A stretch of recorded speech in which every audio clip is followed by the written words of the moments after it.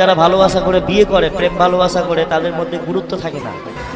বিবাহের পরে স্বামী স্ত্রীর মধ্যে যে গুরুত্ব থাকবে, একে অপরের প্রতি একটা ভালোবাসা থাকবে, সেই জিনিসটা থাকে না।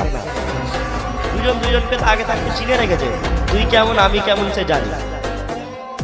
আর আপনি যদি একটা দেখাশোনা করে বিয়ে করেন, এখানে একটা সম্মানও আছে, ইজ্জতও আছে, স্ত্রীর কাছেও ইজ্জত পাবে, বা স্ত্রীকে ইজ্জত দিতে সম্মান দিতেও মন চাইবে। আর ভালোবাসা করে বিয়ে করবেন তো কিছুই মনে হবে না দুজন দুজনকে। এই জন্য যুবক ভাইয়েরা যারা প্রেম ভালোবাসায় লিপ্ত আছেন, আপনারা কন্টিনিউ জেনার কাজ করছেন। আর যদি মনে হয় তো ছাড়তে পারবো না, তো বিয়ে করলাম।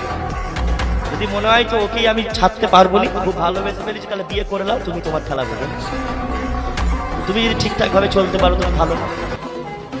জেনার কাজ থেকে তো দূরে হয়ে গেল, বুঝতে পারছেন না?